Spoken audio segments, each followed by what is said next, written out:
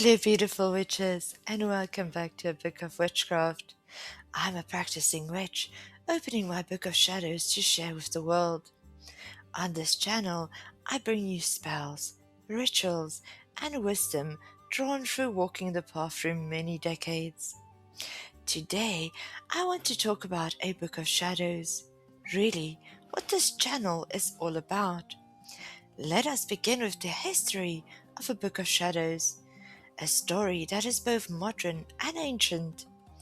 The term "a book of shadows" was first introduced in the mid-20th century by Gerald Gardner, the man often called the father of modern Wicca.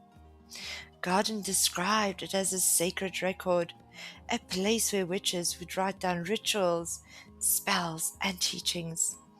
In his coven, each member copied from a master text, ensuring that the wisdom of the tradition was preserved and passed down. But the practice of keeping magical records is far older than Gardner. If we look back through history, we find medieval grimoires, books filled with invocations, charms, and instructions for working with spirits. Renaissance alchemists kept detailed journals of their experiments, blending science with mysticism. Folk healers and cunning folk often wrote down herbal recipes, protective prayers, and charms in simple notebooks. These were, in essence, the ancestors of the modern Book of Shadows. Over time, Gardner's ideas spread beyond his coven. Other traditions, such as Alexandrian Wicca, adopted the practice, and by the mid-70s, with the rise of solitary witchcraft, the Book of Shadows became a personal tool rather than just a coven text. Today, nearly every branch of modern witchcraft recognizes some form of the Book of Shadows. And here's something fascinating. In our time, you can even purchase a Book of Shadows compiled from the practitioner's personal collections. Some witches have chosen to publish their own writings, offering them as guides or inspirations to others.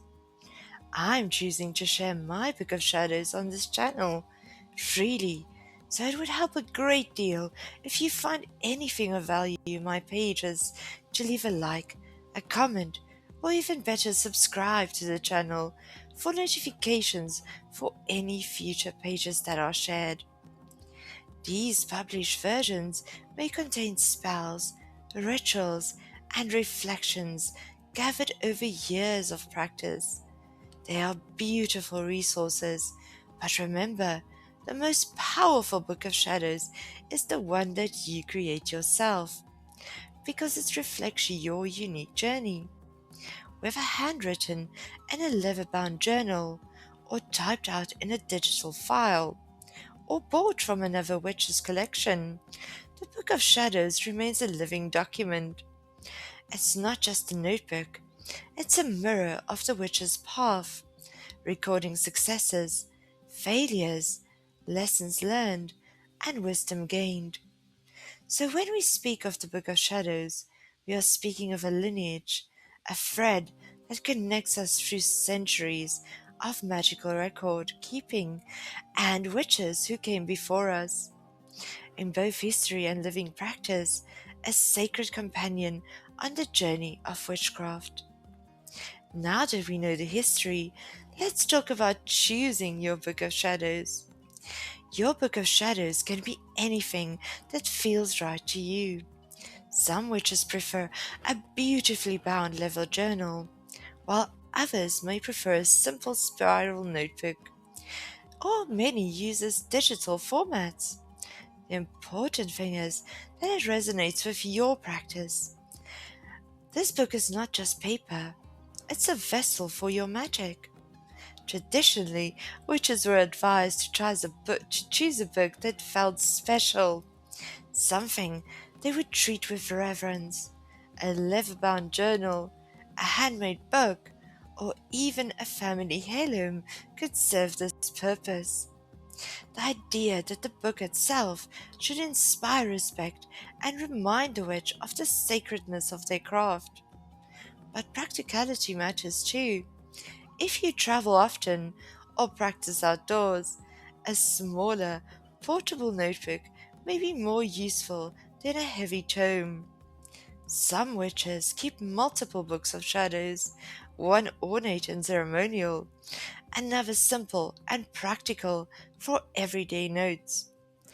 A witch may also choose to create more than one book of shadows during their lifetime. With major life changes, or as guided to do so, a witch may start a new book. The old book can be gifted, or kept, or even burned, depending on the witch, her beliefs, and the practice that they follow. In the days of old, there was also a practice of burying a witch with her book of shadows, or burning the book after the witch departed this life. At other times, it would be committed to the coven library if the witch belonged to one, or left to her descendants. Since I have no descendants, I'm leaving my book of shadows to you, beautiful witches. May you be blessed with its knowledge. In modern time, digital books of shadows have become more common. Some witches keep theirs on a computer, tablet, or even private blog. This allows for easy editing and backup. Yet many still prefer the practice of the tactile experience of writing by hand, believing that the physical act of writing imbues the words with energy. I still prefer writing my notes by hand, but I've also now stepped into the digital space with this video version of my Book of Shadows. There's also the option of purchasing a Book of Shadows created by another practitioner. These may be published collections of spells, rituals, and wisdoms gathered over years of practice. They can be wonderful sources of inspiration. But remember, your personal Book of Shadows should reflect your own journey. A purchased book can guide you, but it cannot replace the living record of your own experience. So ask yourself, do you want something ornate and sacred, or something practical and easy to carry? Do you want the permanence of ink on paper, or the flexibility of digital paper? Whatever you choose, let it be a book that feels like a home to your magic. Because in the end, the Book of Shadows is not defined by its cover, but by the spirit you pour onto its pages. Now, let's move on to dedicating your Book of Shadows. Once you've chosen your book, it's time to dedicate it. This moment marks a transformation from an ordinary notebook into a sacred tool. Traditionally, witches begin by writing their name, or their magical name, on the very first page, followed by a declaration such as, "This is my Book of Shadows." This simple act claims the book as your own and ties it to your spiritual path. Some witches choose to add a pledge, promising to use the book with honesty, respect, and reverence. You may also copy a spiritual text or message into your book that holds deep meaning and guidance for your craft. And good suggestions for these are the charge of the goddess, the charge of the horned god, the weekend read, the four pillars of the magus, or the nine noble virtues. I will explore more of these texts with you on Fridays when I share some of the wisdoms recorded in my own book over the years. You may perform a small ritual, lighting a candle, burning incense, or casting a circle to consecrate the book. The dedication doesn't need to be elaborate. What matters is the intention that you bring to it. In many traditions, the dedication is seen as a binding act, a way of charging the book with your energy. It becomes more than paper and ink. It becomes a living vessel for your magic. I recommend performing at least some sort of binding with your book of shadows, as it will strengthen your book and practice to do so. If you wish to perform a dedication spell, as always, I recommend a simple space cleansing, circle casting, and reflecting on the purpose before you start the spell. It may seem like a chore at times, but it does not need to be an elaborate witch ritual. In fact, if you are practiced, a simple cleansing and circle casting will take only a few minutes, if even that, and reflection of whatever magic you perform should be part of your practice regardless, as your intention and will guide the outcome of your work. Without it, the magic is directionless, and it may not be nearly as effective as if you had taken the time to ensure that you direct it in the way that you want. Here is a simple spell and incantation you can use to dedicate your Book of Shadows should you wish to do so. You may use this incantation or write your own. The ingredients you will need for the dedication spell is a white candle, symbolizing purity and new beginnings, a stick of incense. You can use frankincense, sandalwood, sage, or any scent that you are drawn to. Your Book of Shadows. Now place your Book of Shadows before you. Light the candle and incense. Hold your hands over your book and focus on your intent that this book will be your sacred companion. Speak the following incantation: Earth below and air above, fire spark and water's love, spirit weaving, all is one. This book's journey has begun. Words of power, truth I sow, magic deep within shall grow. Bound to me the sacred key, my book of shadows, so mote it be. After speaking the words, write your name or magical name on the first page, along with the declaration, "This is my book of shadows." If you wish, you can now add a personal pledge, symbol, or text that feels meaningful to you.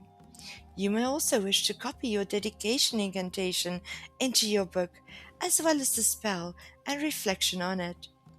When the candle burns out, your book is dedicated. From this moment forward, it is no longer just a journal. It is a sacred tool, a mirror of your journey, and a vessel for your magic. Your Book of Shadows is a living document.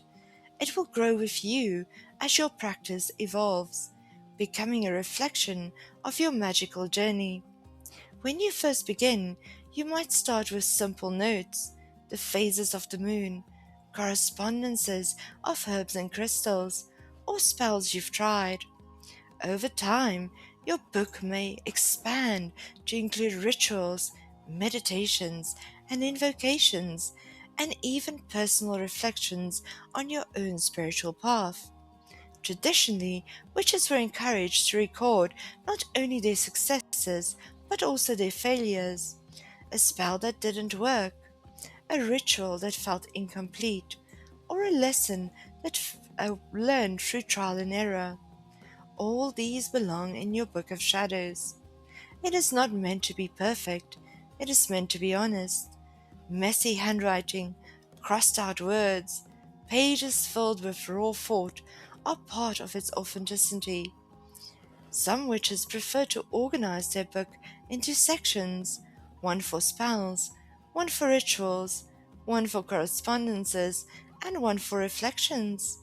Others allow the book to flow organically, writing whenever inspiration strikes. There is no single correct way. The key is to let your Book of Shadows reflect your path, your personality, and your practice. You may also choose to embellish your entries with drawings, pressed flowers, or symbols. Some witches decorate their pages with sigils or calligraphy, while others keep things simple and practical. Remember, this book is yours alone. It should feel alive, personal, and sacred. In modern times, many witches keep digital books of shadows, typing their entries into documents or apps. This allows for easy editing and organization, but even then, this principle remains the same. Your Book of Shadows is a mirror of your journey, a record of your growth, and a companion on your path. So write freely, write honestly, and write often. Let your Book of Shadows be a place where magic breathes and your spirit speaks. Thank you for joining me today in my circle. Please share in the comments about your own Book of Shadows or recommend a Book of Shadows that you've read. I would love to hear from you. Merry did we meet, merry do we part, and merry shall we meet again. Thank you for watching, and as always, blessed be